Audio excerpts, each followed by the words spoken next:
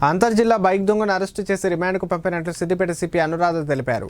హైదరాబాద్, నిజామాబాద్, రాజన్న సిరిసిల్ల, మెదక్, సిద్దిపేట జిల్లాలో దొంగతనాలకు పాల్పడుతున్న కామారెడ్డి జిల్లా ధర్మారం గ్రామానికి చెందిన సాయి కుమార్ అనే బైక్ దొంగను సిద్దిపేట 1 టౌన్ పోలీసులు అరెస్టు చేసినట్లు సిపి తెలిపారు.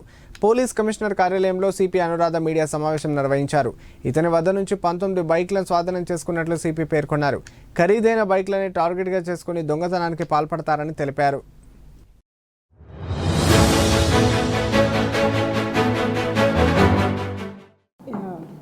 ఈరోజు సిద్దిపేట 1 టౌన్ పోలీస్ కుమ్మరి సాయి కుమార్ అని నిజామాబాద్ జిల్లా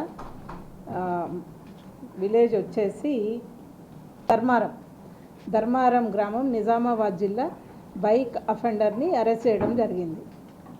అయితే యాక్చువల్గా దీంట్లో జరిగింది ఏంటంటే నిన్న సాయంత్రం Siddipet 1 town police Siddipet old bus stand ఏరియాలో వెహికల్ చెకింగ్ చేస్తున్నప్పుడు ఒక అతను స్ప్లెండర్ బైక్ మీద సస్పీషియస్గా కనపడడం జరిగింది. అయితే అతనిని ఆపి అతని డాక్యుమెంట్స్ అడిగితే అతను ప్రొడ్యూస్ చేయనప్పుడు ఫర్దర్గా ఇంటరాగేట్ చేస్తే అది దొంగతనం చేసిన బైక్ అన్నట్టుగా తెలిసింది. ఇమీడియట్గా అతన్ని పోలీస్ స్టేషన్ తీసుకొచ్చి చూస్తే సిద్దిపేటలో 26/3/2024 రోజు ఒక స్ప్లెండర్ బైక్ థెఫ్ట్ జరిగింది. ఆ బైకే ఈ బైక్ అని తెలిసింది.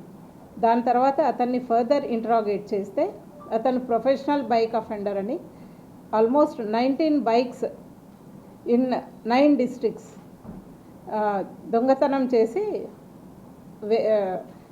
అవి అమ్మడానికి రెడీగా పెట్టుకున్నాడు.